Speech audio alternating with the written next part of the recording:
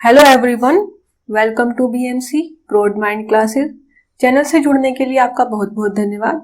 अगर आपने अभी तक सब्सक्राइब नहीं किया है तो प्लीज कर लें और साथ में ही बेल आइकन भी दबा लें ताकि आपको आने वाली वीडियोस की नोटिफिकेशंस मिलते रहें। तो हम कर रहे थे टीचिंग एप्टीट्यूड की क्लास, हमारी चल रही थी। पहले 4 क्लासेस हो चुकी हैं जिसके अंदर हम सीरियल वाइज जो है टीचिंग एप्टीट्यूड का सिलेबस कवर कर रहे हैं अकॉर्डिंग टू यूजीसी नेट। साथ में ही अगर आप यहाँ का सिलेबस कर लेते हैं तो आपके बाकी की भी जहां पर भी टीचिंग एप्टीट्यूड से क्वेश्चन आते हैं वो भी सब यहाँ से कवर हो जाएंगे। लास्ट क्लास में कल एक क्वेश्चन पूछा था आपसे कि which one of the following is considered a sign of motivated teaching, कि इनमें से जितने पॉइंट्स दिए हुए हैं उनमें से किस में ऐसा लगता है कि टीचिंग इफेक्टिव जा रही है या फिर टीचिंग मोटिवेटेड टीचिंग है। तो इनके अंदर जैसे कि बाकी जो 3 पॉइंट गिवन है उनके अंदर स्टूडेंट का मोटिवेशन नहीं दिख रहा है, उनका इंटरेस्ट थोड़ा कम दिख रहा है इन कंपेरेटिव टू द आंसर।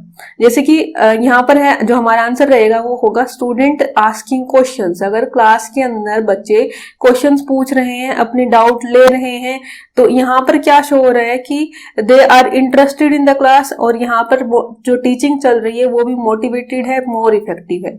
जबकि बाकी ऑप्शंस के अंदर अगर आप देखेंगे तो वहां पर इफेक्टिव टीचिंग इतनी नहीं हो रही है इन कंपैरिजन कि आप जितनी एक ऑप्शन के अंदर हो रही है। तो ये आपका लास्ट क्लास का क्वेश्चन था। आज का क्वेश्चन ये है कि what are required for good teaching, की अच्छी टीचिंग के लिए इनमें से कौन से फैक्टर्स की नीड होती है। तो आपके सामने ये 4 ऑप्शन दिए गए हैं, ये इन 4 ऑप्शन में से आपको देखना है कि कौन से की जरूरत होती है। तो 2 की है, 3 की जरूरत है, जो जितने की भी है वो आपको इन ऑप्शन में से आंसर करना है कि ए के अंदर 1 2 3 4 सारे दिए हुए हैं, 1 और 2 की 2 3 4 जो भी है आपको इनमें से आंसर करना है। ठीक है, इसके लिए आप जो है नीचे कमेंट कर दिया करें जो भी आपका आंसर हो, ताकि नेक्स्ट डे जो है हम इस क्वेश्चन को डिस्कस कर सकें। नेक्स्ट है, हमने मेथड स्टार्ट किए थे कल लास्ट क्लास में। हमने टीचर सेंटर्ड मेथड कर लिए थे कंप्लीट, और लर्नर सेंटर मेथड कौन से होते हैं वो उनकी भी डिटेल हमने देखी थी। और आज हम इनको विद एक्सप्लेनेशन करेंगे। कल सिर्फ नेम लिखे थे कि लर्नर सेंटर कौन से होते हैं, तो आज हमारे टॉपिक रहेगा learner centred method. Learner centred का मतलब क्या है कि जहां पर लर्नर जो होंगे वो एक्टिवली पार्टिसिपेट करेंगे। ठीक है, जैसे कल हम थे टीचर सेंटर्ड वाले, तो उसके अंदर क्या था कि टीचर एक्टिवली पार्टिसिपेट कर रहा है, टीचर एक्टिवली टीचिंग कर रहा है, बच्चे क्या कर रहे हैं, पैसिव लिसनर हैं, वो लिख रहे हैं या फिर सुन रहे हैं, सिर्फ इतना ही उनका काम था। लेकिन इसके अंदर क्या होगा कि लर्नर एक्टिवली पार्टिसिपेट करेंगे। टीचर जो होगा एक तरह से वो पैसिव मोड के अंदर चला जाता है, मेन काम यहाँ पर लर्नर करता है। साथ में जो है इसकी वजह से जो इसका बेनिफिट रहता है वो ये है कि इसकी वजह से जो अब लर्नर के अलग अलग डिफरेंसेस टाइप ऑफ लर्नर्स हैं, अलग अलग टाइप के लर्नर जो हैं डिफरेंट टाइप के, वो हमें पहचान में आते हैं कि ये बच्चा किस तरह से सीख रहे हैं, कौन सी एक्टिविटी के अंदर बच्चे ज्यादा अच्छे हैं। तो इसलिए वहां पर, क्योंकि जब टीचर सेंटर्ड है जैसे कि लेक्चर मेथड है, तो वहां पर तो सिर्फ जो टीचर है उसी की ही समझ में आ रहा है कि हाँ टीचर जो है एक लेक्चर दे रहे हैं, वो किस तरह से चल रहा है, क्या समझ में आ रहा है क्या नहीं। लेकिन वहां पर यही एक लिमिटेशंस थी कि वहां पर लर्नर के बारे में कुछ भी नहीं समझा जा सकता था। तो यहाँ पर जो उनकी डिफरेंसेस हैं उनको यहाँ पर समझा जा सकता है कि लर्नर किस तरह से एक दूसरे से अलग है।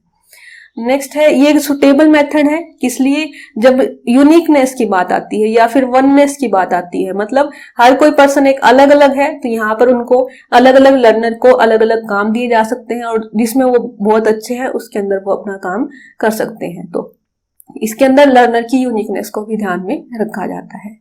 नेक्स्ट है, increase learners interest and ability to think. यहाँ पर क्योंकि जो लर्नर है वो खुद पार्टिसिपेट कर रहा है तो वो ज्यादा इंटरेस्ट के साथ काम करता है और उसकी जो एबिलिटी है थिंक करने की वो भी ज्यादा डेवलप होती है। तो इसके कुछ एक मेथड्स हैं, उनको जैसे जैसे हम पढ़ते चलेंगे तो ये जो लाइन है वो अपने आप पूरी होती चलेगी। जैसे कि रोल प्ले है या फिर केस स्टडीज है, उनके अंदर वो बच्चा इंटरेस्ट के साथ भी काम करता है और उसकी थिंक करने की एबिलिटी भी बढ़ती है। तो देखते हैं अभी 1 बाय 1 सारे मेथड्स को। फर्स्ट मेथड है असाइनमेंट। ठीक है, जैसे कि आपको कोई एक टॉपिक करवा दिया गया क्लास में, देन उससे रिलेटेड कोई करंट इश्यू है या कुछ भी इससे रिलेटेड आपको क्या दे दी गई, एक असाइनमेंट दे दी गई। तो ये होती है असाइनमेंट, मतलब एक प्रोजेक्ट वर्क जिसको हम बोल सकते हैं। तो वो असाइनमेंट दे दी जाती है, ये स्टूडेंट को दी जाती है किस पर्पज से, a number of purpose for acquiring additional information, मतलब जो टॉपिक आपको पढ़ा दिया गया है उसी से रिलेटेड आपको एडिशनल इंफॉर्मेशन लेने के लिए, कोई भी एक स्पेसिफिक टॉपिक जो रहा था उसको समझने के लिए और रियल लाइफ की प्रॉब्लम्स को सोल्व करने के लिए। जैसे आपको कोई भी एक प्रॉब्लम थी वो थ्योरेटिकल पढ़ा दी गई, देन आपको डाटा कलेक्ट करने के लिए बोला गया कि इस टॉपिक के ऊपर आपको अलग अलग जगह से डाटा लेकर के आना है। वहां से आप क्या करेंगे कि उस चीज को एक तो अच्छे से समझ पाएंगे कि हाँ ये एक रियल लाइफ से जुड़ी हुई चीज है, इसको हम अच्छे से देख रहे हैं। साथ में ही जो रियल लाइफ प्रॉब्लम्स होती हैं उनको भी आप इस तरीके से ज्यादा अच्छे से समझ सकते हैं, ज्यादा उनसे रिलेट कर सकते हैं। Next, this should be open ended. Open ended मतलब to make student more creative. Open ended का मतलब यहाँ है जैसे कि दो टाइप के क्वेश्चन होते हैं कि एक तो मैं ये कहूं कि आप क्या बनना चाहते हैं, टीचर या फिर एंटरप्रेन्योर, तो आप क्या करोगे, उन दोनों में से किसी एक पे आंसर करोगे। वो होते हैं क्लोज एंडेड, जब आपके पास ऑप्शन दे दिए गए हैं। एक होते हैं ओपन एंडेड। ओपन एंडेड मैंने कहा कि आप क्या बनना चाहते हो, एक ऐसे लिख के दो, आप उसके अंदर काफी सारा बड़ा ऐसे लिख के दोगे, 100 वर्ड्स 200 वर्ड्स, और वो क्या है, ओपन एंडेड है, जितना आपका मन करे उतना आप कर रहे हैं, तो वो होते हैं ओपन एंडेड। तो असाइनमेंट भी किस तरह की होनी चाहिए, ओपन एंडेड होने चाहिए, ताकि स्टूडेंट खुद उनको सोच सके और खुद उनके क्रिएटिवली उनके अंदर पार्टिसिपेट कर सके, उनके ऊपर एक तरह से बर्डन की तरीके से ना हो। तो असाइनमेंट इस तरह से होनी चाहिए। नेक्स्ट है एडवांटेजेस क्या रहती हैं असाइनमेंट्स की। इसके अंदर स्टूडेंट की एबिलिटी इंक्रीज होती है टू सोल्व द प्रॉब्लम्स। उनको प्रॉब्लम जो है वो अच्छे से सोल्व करने की, क्रिएटिवली और एनालिटिकली सोल्व करने की एबिलिटी इंक्रीज होती है, क्योंकि उनको एक काम दिया जाएगा, एक असाइनमेंट दी जाएगी, देन वो क्या करेंगे, उससे रिलेटेड जितनी भी प्रॉब्लम्स होंगी उनको समझेंगे, एनालाइज करेंगे और उनको सोल्व करने की कोशिश करेंगे। नेक्स्ट है स्टूडेंट वर्क इंडिपेंडेंटली।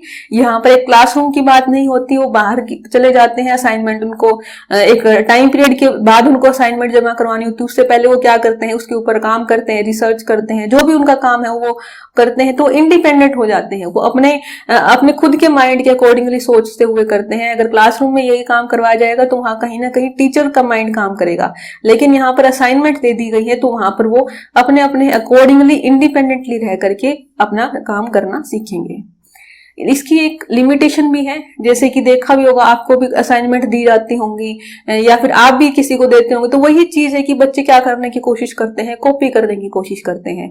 तो अगर असाइनमेंट्स जो है वो प्रॉपर मैनर के अंदर नहीं दी जाती हैं तो स्टूडेंट कहीं ना कहीं से उनको कॉपी कर लेते हैं। जैसे कि आजकल गूगल पर सब कुछ ही अवेलेबल है, तो क्या करते हैं, वो कॉपी करने की ज्यादा कोशिश कर लेते हैं।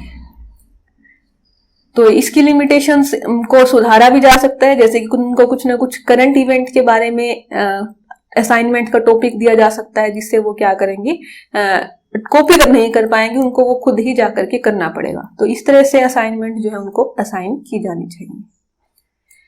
नेक्स्ट मेथड है हमारा case study method. Case study का मेथड जो है, जैसे कि कोई रियल लाइफ की कोई सिचुएशन रही थी या रियल लाइफ में ऐसा कुछ हुआ था, उसी को फिर से स्टडी करना, जो हो चुका है उसी को फिर से स्टडी करना, और वो जो हुआ है वो एक्चुअल सिचुएशन थी। ठीक है, किसी भी एक्चुअल सिचुएशन को मोस्टली जो किसी न किसी डिसीजन से रिलेटेड रहती है या किसी प्रॉब्लम से रिलेटेड रहती है, जो किसी इंडिविजुअल ने या सोसाइटी ने फेस किया था अपनी रियल लाइफ में, उसी केस को एक स्टडी करना, डिस्क्रिप्टिव वे के अंदर स्टडी करना क्या कहलाता है, केस स्टडी। फॉर एग्जाम्पल की कोर्ट के अंदर केसेस आते हैं, ठीक है, तो लॉ के स्टूडेंट को किस तरह से पढ़ाया जाता है कि उनको केस स्टडी करने के लिए दिया जाता है कि ये एक केस आया था, उसके अंदर ये उनके सबके अपने अपने कहने थे, ये इसके अंदर सबूत थे, ये जो भी कंप्लीट डिटेल्स बच्चों को दी जा सकती है, उनको समझाई जा सकती है। देन उनसे पूछना कि अगर आप इस सिचुएशन में होते तो आपका डिसीजन क्या रहता। तो यहाँ पर क्या हो गया कि उनको एक एक्चुअल सिचुएशन दी गई, उसका एक डिसीजन पहले आ चुका था, एक प्रॉब्लम दी गई जो सोसाइटी के अंदर हुई या किसी इंडिविजुअल से रिलेटेड थी, एंड देन क्या कहा गया कि आपको इस प्रॉब्लम को क्या करना है, सोल्व करना है अपने तरीके से, आप इसका डिसीजन किस तरह से देंगे। तो स्टूडेंट क्या करते हैं, इसके अंदर जो भी सिचुएशन आई है उनके सामने, वो उसको समझते हैं और एक डिसीजन मेकर के पॉइंट ऑफ व्यू से वो इसको सीखते हैं। साथ के साथ ही इसको कहाँ कहाँ पर अप्लाई किया जा सकता है, जैसे हर सब्जेक्ट के अंदर ये एप्लीकेबल नहीं रहेगी, तो इसको लॉ के अंदर, जैसे कि अभी देखा है कि कोर्ट के जो अलग अलग केसेस होते हैं वो लॉ स्टूडेंट को पढ़ाए जाते हैं। इसी तरह से बायोलॉजी के अंदर काफी सारे केसेस रहते हैं, उनको इस तरीके से करवाया जाता है। मैनेजमेंट के केसेस जो होते हैं, अगर कॉमर्स के स्टूडेंट इसको देख रहे हैं तो उनको पता होगा मैनेजमेंट की क्वेश्चंस हैं, जैसे कि आप एक सेल्स मैनेजर हैं और आपके वहां पर कोई भी प्रॉब्लम हो जाती है, आप सेल्स मैनेजर हैं, आपके ऑफिस के अंदर कोई दिक्कत हो जाती है, सेल्स के जो सेल्स पर्सन है उनके साथ कोई इश्यूज हो जाते हैं, आप उनको किस तरह से सोल्व करेंगे, मतलब कुछ ना कुछ उनसे ऐसी कंडीशन देना जो एक्चुअल में हुई है और उनसे पूछना कि आप किस तरह का डिसीजन लेते हैं इसके अंदर, तो वो सारी चीजें होती हैं। तो बाकी ये और भी सब्जेक्ट्स हैं जिनके अंदर इनको अप्लाई किया जा सकता है। Student take active participation in class and no longer observer, तो यहाँ पर सिर्फ वो ऑब्जर्वर बन करके नहीं रहते हैं, वो क्या करते हैं, एक्टिव पार्टिसिपेशन करते हैं। मतलब उनको केस दिया गया, उस केस को वो समझ रहे हैं और एक एक पॉइंट को उसको देखते हुए चलते हैं, क्योंकि उनको पता है कि लास्ट में डिसीजन उनसे पूछा जाएगा, तो वो एक्टिव पार्टिसिपेशन उनका रहता है। या फिर केस से रिलेटेड उनको बोल दिया जा सकता है कि आप खुद इसकी जानकारी इकट्ठा करके लेकर के आए, तो वो क्या हो जाती है, कंप्लीट एक एक्टिव पार्टिसिपेशन। और ये जो केस है कितने बड़े हो सकते हैं, ये काफी शॉर्ट भी हो सकते हैं, मतलब एक दिन के अंदर पूरे हो जाएं, या फिर काफी लॉन्ग भी हो सकते हैं, मतलब कंप्लीट एक सेमेस्टर, या बोल सकते हैं 4 से 5 महीने भी एक केस की स्टडी के अंदर लगाए जा सकते हैं। तो वो डिपेंड करता है अकॉर्डिंग टू योर सब्जेक्ट और अकॉर्डिंग टू द केस। इसके एडवांटेजेस क्या हैं, इससे डिसीजन मेकिंग में इंप्रूवमेंट होगी, बच्चे जो है खुद डिसीजन लेना सीख पाएंगे और प्रॉब्लम सॉल्विंग एबिलिटी उनकी बढ़ जाएगी।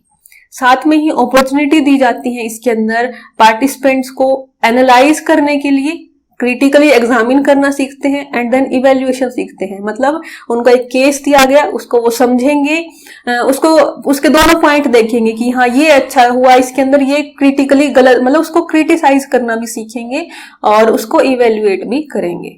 तो एडवांटेज थे ये। नेक्स्ट लिमिटेशंस क्या रहती हैं इसके लिए जो टीचर्स चाहिए होंगे वो वेल ट्रेन्ड होने चाहिए, क्योंकि अगर कोई पुराने किसी केस को स्टडी किया जा रहा है तो उसके पॉजिटिव नेगेटिव हर एक पहलू को वहां पर दिखाना पड़ेगा केस के अंदर, तो यहाँ पर जो ट्रेन्ड टीचर की ही जरूरत रहेगी। And next is it is not useful for all subject, जैसे कि हमने देखा था कि कुछ एक सब्जेक्ट्स के लिए जरूरी मतलब होता है, बाकी हर एक सिचुएशन में और हर एक सब्जेक्ट में हम इसको अप्लाई नहीं कर सकते हैं। नेक्स्ट है हमारा method, that is programmed instruction. Programmed instruction क्या है, it is a general term for highly structured system. ये जैसे कि आप नॉर्मली अगर इसको हम देखते हैं नॉर्मल लैंग्वेज में कि आप कंप्यूटर चलाते हैं, ठीक है, कंप्यूटर के साथ साथ जैसे कि कोई गेम भी खेल रहे हैं तो आपके साथ साथ में थोड़े से इंस्ट्रक्शंस आते रहते हैं, या आपके सामने एक जो है एक हेल्प बॉक्स खुलता रहता है बारी बारी, तो वो क्या होता है कि एक प्रोग्राम्ड इंस्ट्रक्शन ही है जो आपको क्या कर रही है, आप खुद उनको सीखते हैं एंड देन सीक्वेंस के अंदर आपके पास क्या आती रहती है, उसकी इंस्ट्रक्शंस आती रहती हैं। और वो इंस्ट्रक्शन कहां से आई है, वो प्रोग्राम है, आपने किसी ने प्रोग्राम उनको नहीं किया है, वो प्रोग्रामर ने ही उसको डेवलप करके भेजा है।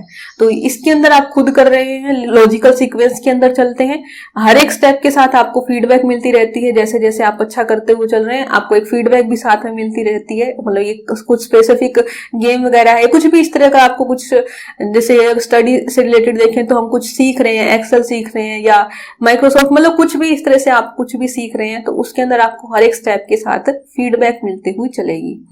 नेक्स्ट है द लर्नर गेट इमीडिएटली, तो वही चीज है कि आपको हर एक स्टेप के साथ फीडबैक मिलेगी। फीडबैक का मतलब कि आपको उसका एक प्रतिक्रिया मिलेगी, देन आपको हर एक स्टेप के साथ वो चीज समझते हुए चलोगे।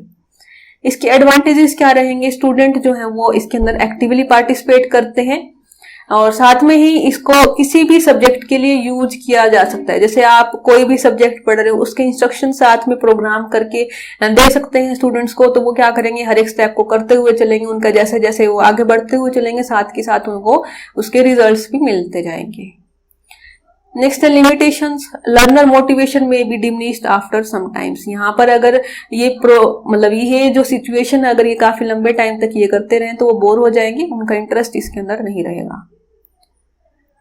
नेक्स्ट है ओपन लर्निंग, ओपन लर्निंग का मतलब क्या है, जैसे कि ओपन आपने कोई डिग्री की है, वो आपने अगर डिस्टेंस से की हुई है या ओपन लर्निंग के थ्रू अगर की हुई है तो वो ओपन लर्निंग कहलाती है एक तरीके से, जिसके अंदर लर्नर क्या है, वो open access to learning resources, वो अपने ओपनली सारी चीजों को सीखता है, मटेरियल को, इक्विपमेंट को, या जो भी उससे रिलेटेड है अकोमोडेशन को, वो रेगुलर क्लासेस को अटेंड ना करते हुए ओपनली उनको सीखता है। जैसे कि अगर आपने इग्नू से अपना कोई भी कोर्स कर रहे हैं जो ओपन लर्निंग का एक पार्ट है, उस यूनिवर्सिटी से आप कोई भी कोर्स कर रहे हैं, तो आपको वहां पर रेगुलर क्लास अटेंडेंस की जरूरत नहीं है, आपको एक सिर्फ स्टडी मटेरियल दिया जाएगा, आपको खुद सीखना है। तो वहां पर टीचर क्या है, टीचर तो पैसिव है, उन्होंने सिर्फ सिलेबस दिया है, आपका काम है उसको आप अपने तरीके से सीख रहे हैं। यहाँ पर जो लर्निंग पैकेज होता है वो डेवलप कर दिया जाता है, और वो कम्प्लीटली, जैसे आपके पास बुक्स आ रही हैं या फिर वीडियोस आ रही हैं, वो कम्प्लीटली मल्टीमीडिया का यूज करके पैकेज पूरा लर्निंग बना दिया जाता है। इसकी एडवांटेजेस क्या रहते हैं, फ्लेक्सिबिलिटी है, जैसे कि आप जॉब कर रहे हैं साथ के साथ आप ओपन लर्निंग के थ्रू कोई कोर्स किया है या कर सकते हैं, तो वो क्या हो गया आपके लिए फ्लेक्सिबल है, दिन में आप काम कर सकते हैं, रात को पढ़ाई करें, शाम को पढ़ाई करें, कोई क्लास का बर्डन नहीं रहा, आपका जब मन करे तब आप कर सकते हैं।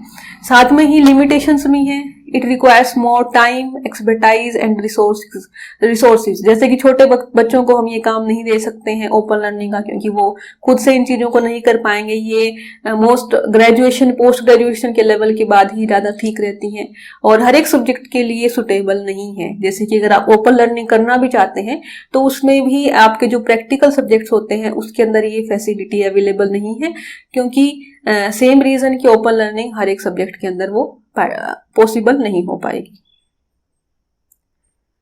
नेक्स्ट है इंटरेक्टिव वीडियो, जैसे कि इसके नाम से पता है कि इंटरेक्शन होगा इस वीडियो के अंदर, तो मतलब ऐसी वीडियोस जिनके अंदर इंटरेक्शन आपका किया जा रहा है, स्टूडेंट उसके अंदर एक्टिवली पार्टिसिपेट कर रहे हैं।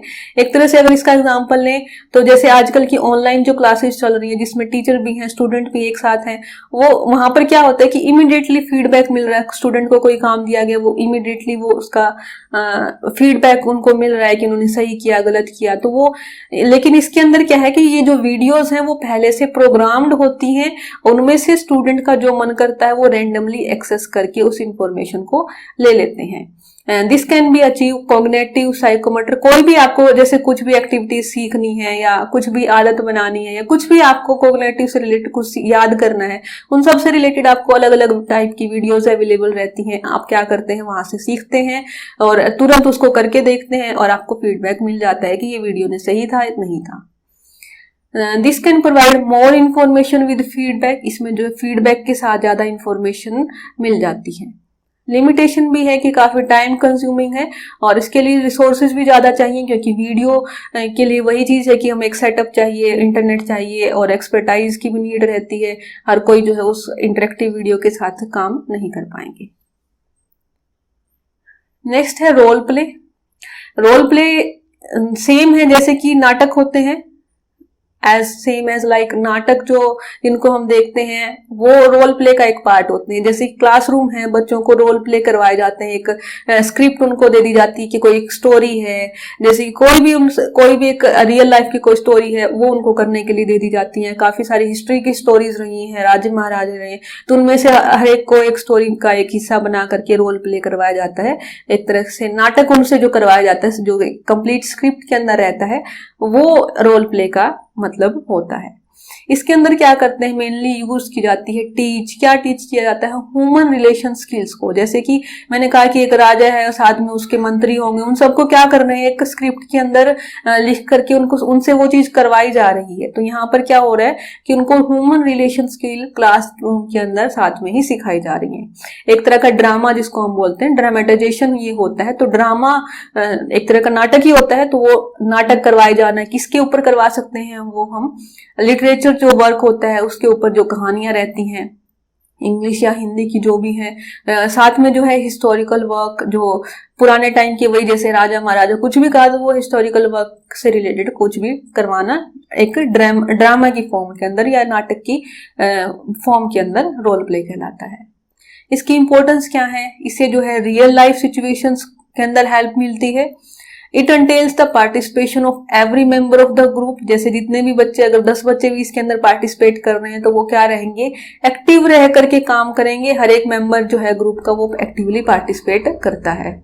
It develop social decision making and problem solving skills को वो सीख पाते हैं, जैसे कि उसको एक तो वो अच्छे से समझ जाएंगे कि ओके ऐसी सिचुएशन रही होगी उस कहानी के अंदर और उसके अंदर क्या क्या डिसीजन लिए गए, क्या क्या प्रॉब्लम सॉल्व की गई, तो उसको वो सीख जाते हैं वहां से। और to it is effective to change, जब आप अपने पार्टिसिपेंट्स का एटीट्यूड चेंज करना चाहते हो देन ये चीज ज्यादा बेनिफिशियल रहती है। जैसे कि देशभक्ति की भावना डेवलप करनी है तो बच्चों को काम दे दिया जाए कि आप जैसे कि कुछ भी वो भगत सिंह का रोल उनको दे दिया गया तो उससे क्या होगा, उनके अंदर देशभक्ति की जो भावना है वो बढ़ जाएगी, तो उनका एटीट्यूड उसके अंदर चेंज हो रहा है। इसकी भी लिमिटेशंस हैं। एक तो इसके लिए रिसोर्सेज काफी चाहिए, जैसे कि अगर रोल प्ले करना है तो स्टूडेंट चाहिए, उससे उसके साथ में वो कंप्लीट एक जगह चाहिए जहां पर उनको वो करना पड़ेगा, साथ में रिसोर्सेज जैसे कि भगत सिंह बनना तो पगड़ी है या जो भी उनका एक सिचुएशन है कंप्लीटली नाटक के लिए जो जो उनको ड्रेसअप चाहिए होता है वो काफी सारे रिसोर्सेज की जरूरत पड़ती है। और रियल लाइफ सिचुएशन जो है वो इतनी इजी नहीं होती हैं जितनी कि उस नाटक के थ्रू दिखा दी जाती हैं।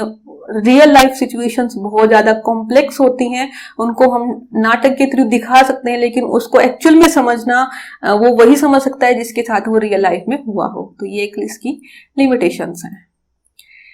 ये जो हमने किए हैं अभी तक ये सारे के सारे थे स्टूडेंट या फिर बोल सकते हैं लर्नर सेंटर हमारे मेथड से। कल हमने कर लिए थे टीचर सेंटर्ड मेथड्स। उसके बाद ये कुछ और बचे हुए हैं हमारे जो मिक्स्ड मेथड के अंदर आते हैं या फिर उनसे एक्स्ट्रा हैं, थोड़े से मिक्स्ड मेथड हैं जहां पर टीचर और लर्नर दोनों एक साथ एक्टिवली पार्टिसिपेट करते हैं। तो इनको भी हम आज ही कर रहे हैं क्योंकि एक ही क्लास के अंदर कंप्लीट कर लेंगे इनको, तो 2 क्लासेस के अंदर आपके कंप्लीट मेथड्स पूरे हो जाएंगे। तो फर्स्ट है इसका group discussion method. Group discussion जैसे कि पता ही है, ग्रुप के अंदर आप डिस्कस करते हुए टीचिंग कर रहे हैं, मतलब एक दूसरे के साथ आइडिया शेयर कर रहे हैं, अपने जो भी इंटरेस्ट है, अपनी एक थिंकिंग प्रोसेस है उसको आप एक्सप्लेन करते हुए जा रहे हैं, तो वो होता है group discussion. Discussion method of teaching is democratic method use to develop, किस लिए किया जाता है, अंडरस्टैंडिंग अमंग स्टूडेंट्स, कि वो अपने आप एक दूसरे के साथ क्या कर सके, अंडरस्टैंडिंग को डेवलप कर सके। जो आइडियाज मेरे पास है वो आपके पास आएंगे, आपके आइडियाज मेरे पास आएंगे, वो क्या होता है, ग्रुप डिस्कशन हो रहा है। It stimulates the student thinking process, यहाँ पर जो है उनकी थिंकिंग प्रोसेस डेवलप होती है, वो चीजों को एनालाइज करना सीखते हैं, फैक्ट को इंटीग्रेशन करना सीखते हैं, मतलब चीजों को जोड़ना और एनालाइज करना वो यहाँ से सीखते हैं कि उनको एक टॉपिक दे दिया गया, उस टॉपिक के ऊपर वो 10 लोगों की, मतलब एक ग्रुप है 10 ग्रुप के अंदर वो डिस्कशन चल रहे हैं, तो उन सारे के सारे लोगों के अलग अलग आइडियाज आएंगे, वो सब एक दूसरे से किस तरह से जुड़े हुए हैं, ये सारी प्रोसेस उनको समझ में आती है। इससे जो है स्टूडेंट की एबिलिटीज डेवलप होती हैं। क्या एबिलिटीज डेवलप होती हैं, in presentation of their ideas, वो अपनी बातों को कहना सीखते हैं और क्लियरली कहना और फ्लुएंटली कहना उनको वो सीखते हैं, ग्रुप के अंदर बोलना और अपने आइडिया को रखना, अपनी प्रेजेंटेशन को रखना, वो कंप्लीटली वहां पर सीखते हैं। क्लासरूम डिस्कशन हो सकते हैं, जैसे क्लास के अंदर 2-3 ग्रुप बना करके क्लासरूम डिस्कशन करवाया जा सकता है। उसके अलावा फॉर्मल ग्रुप डिस्कशंस भी होते हैं जहां पर कुछ और क्लासेस के साथ या फिर कुछ और कॉलेजेस हैं या फिर अलग अलग जगह के इंस्टीट्यूशन के साथ मिलकर के फॉर्मल ग्रुप डिस्कशन किए जाते हैं। जैसे कि आजकल के इंटरव्यूज भी जो है वो ग्रुप डिस्कशन के थ्रू होते हैं, तो वो क्या होगा, एक फॉर्मल ग्रुप डिस्कशन। इसके एडवांटेजेस क्या हैं, क्रिटिकल थिंकिंग करने मतलब डेवलपिंग होती है उनके अंदर क्रिटिकल थिंकिंग, जैसे कि खुद के आइडियाज हैं, साथ में कोई सामने वाला कह रहा है कि वो सही कह रहा है गलत कह रहा है, उसको समझते हैं वो कि सही है या गलत है, वो होती है क्रिटिकल थिंकिंग। साथ में इसमें काफी सारे आइडियाज उनको मिलते हैं, एक दूसरे की फीलिंग्स जो है अलग अलग लोगों की, वो आइडियाज उनके वो समझ में आते हैं। इससे टीम स्पिरिट डेवलप होती है, क्योंकि 10 लोग एक ग्रुप के अंदर काम कर रहे हैं, कुछ डिस्कशन कर रहे हैं, तो उनकी टीम स्पिरिट यहाँ से डेवलप होती है। साथ ही उनकी verbal and non verbal communication develop होती है। वर्बल का मतलब जो बोलना है वो डेवलप होता है, वो अच्छे से कम्युनिकेट करना सीख पाते हैं। एंड नॉन वर्बल होता है जैसे कि उनको किस तरीके से बोलना है, उनकी हाथों की मूवमेंट क्या रहेगी, फेशियल एक्सप्रेशंस क्या रहेंगे, उन सब चीजों को वो भी सीख पाते हैं। तो मतलब ऑल ओवर बोल सकते हैं उनकी कम्युनिकेशन स्किल जो है वो डेवलप हो जाती है। इसकी लिमिटेशंस क्या है कि अगर एक ग्रुप बना दिया गया है 10 लोगों का, तो कई बार क्या होता है कि अननेसेसरी आर्ग्यूमेंट, जिन चीजों की जरूरत नहीं है वो बातें वहां पर शुरू हो जाती हैं टॉपिक से हट करके। साथ में ही अगर 10 लोगों का ग्रुप है, उनमें से 4-5 ऐसे हैं जो बहुत ज्यादा बोलने वाले हैं, या फिर थोड़े से एक स्टूडेंट ऐसे होते हैं कि वो क्या कर लेंगे, उसको डोमिनेट कर लेते हैं कि उस पूरी जो अपना जो डिस्कशन चल रहा है उसके अंदर कुछ लोग ही ज्यादा पार्टिसिपेट करते हैं, बाकी रह जाते हैं। एंड नेक्स्ट, ऑब्वियसली कि सारे टॉपिक्स के लिए इसको सुटेबल हम नहीं मान सकते हैं, जिन टॉपिक्स के अंदर जरूरत होती है उनके अंदर ये बेनिफिशियल रहता है। Next is seminar. It is a type of group discussion where one or more training prepare a paper. जैसे कि आपने कोई भी एक टॉपिक के ऊपर कुछ ना कुछ तैयार किया है, जिसको हम बोलते हैं रिसर्च पेपर या समथिंग लाइक दैट, देन आप क्या करते हैं कि वहां पर it is a type of group discussion. वहां पर क्या होगा, ग्रुप डिस्कशन का एक अलग टाइप है, इसके अंदर एक पर्सन ने क्या किया है, एक पेपर तैयार किया है या अपना कोई भी एक टॉपिक रहा होगा किसी भी चीज से रिलेटेड या कोई प्रॉब्लम से रिलेटेड, देन उसको वो क्या करते हैं पूरे ग्रुप के अंदर प्रेजेंट करते हैं, और उस प्रेजेंटेशन के बाद उसके ऊपर डिस्कशन होता है, उसको एनालाइज किया जाता है कि किस तरह से वो पेपर तैयार किया गया है, क्या क्या उसके अंदर इंक्लूड किया गया है। तो ये क्या होगा, एक तरह से ग्रुप डिस्कशन हो गया, जिसके अंदर क्या किया गया है कि कंप्लीट ग्रुप के सामने जो है डिस्कशन के लिए रखा गया है उस जो भी टॉपिक था या जो भी उसका पेपर रहा था। साथ में इसके एडवांटेजेस क्या है, यहाँ पर जो मेथड है ज्यादा इंडिपेंडेंट है, जो लर्नर है वो इंडिपेंडेंटली अपना पेपर तैयार कर रहे हैं, उसके ऊपर डिस्कशन हो रही है, तो वहां पर सब लोग एक्टिवली इंडिपेंडेंटली अपना पार्टिसिपेट करते हैं। इसके साथ साथ ही प्रेजेंटेशन स्किल्स भी जो है वो इंप्रूव होती हैं, और opportunities to practical group leadership, इससे जो है प्रैक्टिकल ग्रुप लीडरशिप के अंदर इंक्रीमेंट होता है। इसकी लिमिटेशंस क्या है, consuming process and time consuming process, काफी टाइम लग जाता है, जैसे कि रिसर्च पेपर तैयार करना, फिर उसके ऊपर उसकी प्रेजेंटेशन देना, एंड देन उसके ऊपर कंप्लीट डिस्कशन चलेगा, तो काफी सारा टाइम कंज्यूमिंग है एंड काफी स्ट्रेस भी रहता है पार्टिसिपेंट्स के अंदर। इसके अंदर इसका कंप्लीट डिटेल जो है आगे भी आएगी हमारे, जब हम रिसर्च एप्टीट्यूड की क्लासेस करेंगे तो एक बार इसको वहां पर भी डिटेल के अंदर डिस्कस कर लेंगे।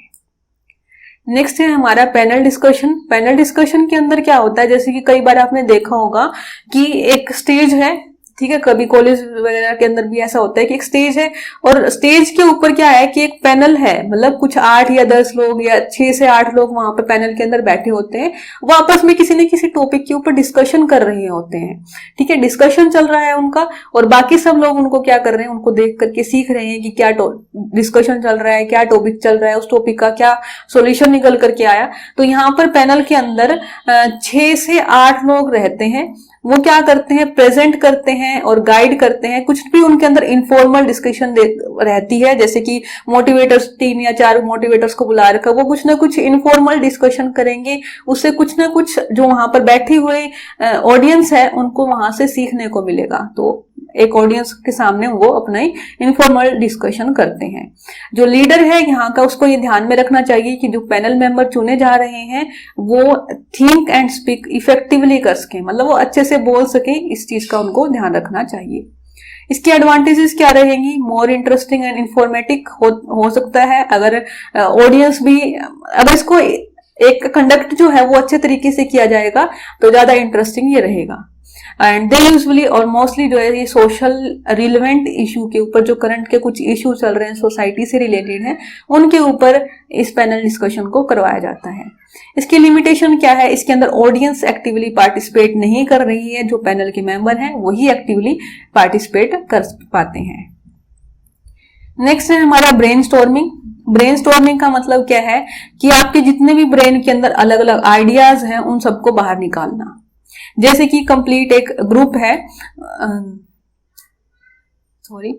ओके, तो जैसे कि कंप्लीट एक ग्रुप है, उनको क्या बोल दिया गया कि एक नॉर्मली, अगर हम एक एग्जांपल भी लेते हैं तो उनको नॉर्मली बोल दिया गया कि आप ट्री को देख करके क्या क्या मतलब क्या क्या बता सकते हैं। तो कोई कहेगा कि कंप्लीट एक बड़ा होता है, कोई कहेगा कि ये ग्रीन कलर का होता है, किसी ने कहा कि इसके अंदर पत्ते होते हैं, कोई कहेगा कि इसकी एक मतलब रूट्स होती हैं इसलिए इतना बड़ा है, जिसकी ज्यादा रूट्स होंगी वो। तो यहाँ पर कंप्लीट क्या करेंगे कि उन सबसे आइडियाज इकट्ठे किए जा रहे हैं, नंबर ऑफ आइडियाज उनसे जो है इकट्ठे किए जाते जाते हैं एक और उसके बाद उन आइडियाज को, जो भी आपके माइंड में फर्स्ट वर्ड आया, उन सब आइडियाज को इकट्ठा किया जाता है और उसके बेसिस पर जो भी टॉपिक था या जो भी प्रॉब्लम रही थी उसका सॉल्यूशन किया जाता है। तो ये क्या है, क्रिएटिव वर्क ग्रुप वर्क है, जिसके अंदर सारे के सारे मेंबर्स क्या करते हैं, लार्ज नंबर ऑफ आइडियाज को प्रोड्यूस करते हैं, वो भी बहुत जल्दी जल्दी में, मतलब क्विकली किया जाता है। और स्पेसिफिकली टीचर का यहाँ पर ये इंपॉर्टेंट काम होता है कि वो किसी भी आइडियाज को क्रिटिसाइज ना करे। क्रिटिसाइज मतलब किसी भी आइडिया को गलत ना बताए, जो भी आइडियाज हैं उनको एक सीरियल वाइज या जैसे भी उनको लिखते हुए चले जाएं और उसके बाद जितने भी व्यूज उनके आएंगे उनको क्रिटिसाइज ना किया जाए। इसके लिए काफी सारे राउंड्स किए जा सकते हैं कि एक के अंदर उनकी सॉल्यूशन नहीं निकल के आया तो धीरे धीरे जो है बाकी अलग अलग राउंड भी किए जा सकते हैं कि ओके इसके अंदर हमने ये निष्कर्ष निकाला, नेक्स्ट एक और राउंड करते हैं, उसके अंदर क्या निकल करके आएगा। तो जब तक उसका सॉल्यूशन ना निकल करके आ जाए या सारे आइडियाज ना निकल जाए स्टूडेंट्स के, तब तक उनसे अलग अलग राउंड के अंदर ये ब्रेनस्टॉर्मिंग की जा सकती है।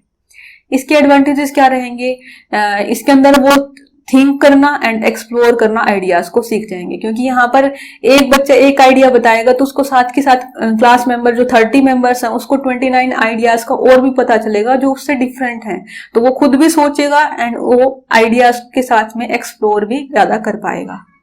इसके लिए ज्यादा प्रिपरेशन की भी नीड नहीं होती है, क्योंकि आपको एक उसी टाइम पर एक टॉपिक दिया गया, उसी टाइम पर ही जो है वो टॉपिक स्टार्ट हुआ और आपसे उसी टाइम पर ही आंसर मांगे गए। तो कंप्लीट इसके अंदर ये एडवांटेज रहती है। लिमिटेशन ये है कि काफी ज्यादा सिस्टमेटिक नहीं है और हर एक सब्जेक्ट को इसके अंदर, मतलब कंप्लीट सब्जेक्ट को इसके अंदर हम नहीं पढ़ा सकते हैं, कुछ एक टॉपिक को इसके अंदर कवर किया जा सकता है। नेक्स्ट है साइमुलेशन। साइमुलेशन का मतलब क्या है कि इसके अंदर आपको सेम ऐसी कंडीशन दे दी जाएंगी जो कि एक्चुअल कंडीशंस के बिल्कुल सेम रहती हैं। जैसे कि आप पायलट बनने वाले हो, ठीक है, पायलट बनने वाले हो तो क्या आपको, मतलब आपने कंप्लीट थ्योरेटिकल स्टडी कर दी, जब प्रैक्टिकल की बात आती है तो आपको डायरेक्टली जहाज के ऊपर या एरोप्लेन के ऊपर चलाने के लिए नहीं दे दिया जाता है। क्यों? क्योंकि वो आप उसको चलाओगे तो उसकी वजह से काफी सारी चीजों की रिस्क भी हो सकता है और एरोप्लेन अगर को उसको भी कुछ दिक्कत हुई तो वो काफी कॉस्टली भी पड़ेगा। तो यहाँ पर क्या कर दिया जाता है कि एक डमी बना दिया जाता है जो सेम रहता है एरोप्लेन के जैसा। तो आपके लिए क्या कर दिया गया, क्रिएट कर दी गई condition that are quite similar to actual condition, जो बिल्कुल सिमिलर रही हैं एक्चुअल कंडीशन के बिल्कुल साथ में ही, और उसके बाद उनको ट्रेनिंग प्रोवाइड की जाती है अंडर दोज कंडीशंस। तो सेम ऐसी कंडीशंस उनको प्रोवाइड करवा करके और इसके उस डमी के ऊपर वो चलाना सीखेंगे या जो भी रहेगा कंप्लीट उसको समझेंगे और उसके बाद उनको एक्चुअल कंडीशंस के अंदर भेजा जाएगा। जैसे कि यहाँ पर लिखा भी है कि ट्रेनिंग ऑफ पायलट की या फिर एस्ट्रोनॉट की जो ट्रेनिंग होती है वो इसी मेथड के थ्रू प्रोवाइड की जाती है। एडवांटेज है कि लॉन्ग रन के अंदर काफी इकोनॉमिकल रहेगा, क्योंकि अगर आपने एक बार उसका कंप्लीट सेटअप डमी बना लिया तो आगे आने वाले कितने भी ट्रेनर्स के लिए हेल्पफुल रहेगा और मोर सेफ भी है, क्योंकि अगर आप सीधा ही एक्चुअल कंडीशन में एक्चुअल एरोप्लेन के अंदर एक नए पायलट को बिठा देंगे जो अभी सिर्फ थ्योरेटिकल पढ़ करके आया है तो ऑब्वियसली कितना रिस्की हो जाएगा। तो ये ज्यादा सेफ रहता है उनको एक उसी जैसे सेम कंडीशंस के अंदर या सिमुलेशन मेथड के अकॉर्डिंगली उनको ट्रेनिंग देना। इसकी लिमिटेशन क्या है, आपको स्टार्टिंग के अंदर काफी ज्यादा इन्वेस्टमेंट करनी पड़ेगी, क्योंकि सेम जो मशीनरी है या जो इक्विपमेंट है वो आपको सेम के टू सेम लेकर के आने पड़ेंगे, जो कि काफी ज्यादा मतलब इन्वेस्टमेंट आपकी स्टार्टिंग के अंदर बहुत ज्यादा होगी, लेकिन वो लॉन्ग टर्म के अंदर क्या रहेगा, इकोनॉमिकल रहेगा या लॉन्ग रन के अंदर आपके लिए वो सस्ता पड़ेगा। नेक्स्ट है डेमोन्स्ट्रेशन मेथड। डेमोन्स्ट्रेशन मेथड क्या रहता है, जिसके अंदर एक डेमो दे करके आप सीखते हैं या फिर उसी चीज को करके सीखते हैं। जैसे कि इसको हम बोलते हैं लर्निंग बाय डूइंग। आपको इसका डेमोन्स्ट्रेशन का मतलब होता है दिखाना या फिर शो करना।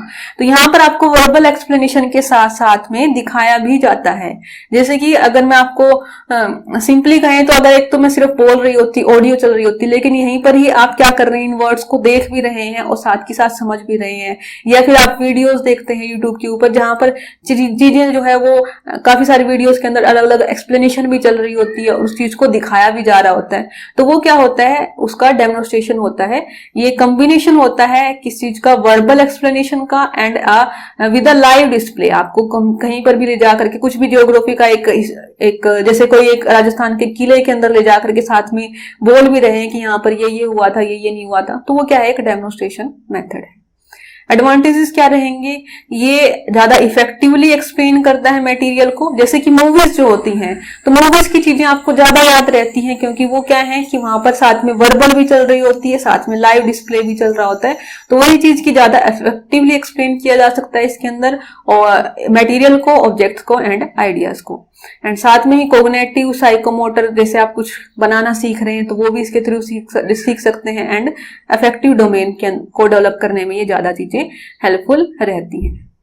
नेक्स्ट है limitation, only few opportunities for learner to. यहाँ पर लर्नर के पास पार्टिसिपेट करने की अपॉर्चुनिटीज कम रहती हैं, लेकिन इसका एक बेनिफिट जो है ये वाला को काफी इफेक्टिव होता है। जैसे कि हम मूवीज को देख करके सीखते हैं, अगर हमारे यहाँ पर अच्छी मूवीज बनेंगी, जैसे टेक्निकल पॉइंट ऑफ व्यू से काफी अच्छी रहेंगी, तो हम उनको देख करके वैसा ही सीखेंगे। तो इसलिए बेटर रहता है कि अपने सोसाइटी के अंदर मूवीज जो है या जो भी कुछ भी एक पब्लिक डोमेन के अंदर जो भी चीजें आ रही हैं वो क्या रहें, इफेक्टिव रहें, ताकि हमारी जो सोसाइटी भी है वो अच्छी चीजें ही सीख पाए। तो इनका इफेक्टिव डोमेन काफी रहता है, इफेक्टिव रहता है। तो थैंक यू। अगर आपने अभी तक वीडियो को यहाँ तक देख रहे हैं तो please like, share and subscribe. और साथ में ही अगर आप जो है इसका पीडीएफ चाहते हैं तो डिस्क्रिप्शन के अंदर टेलीग्राम का लिंक भी गिवन है, वहां से ज्वाइन करके आपको पीडीएफ भी मिल जाएंगी। Thank you.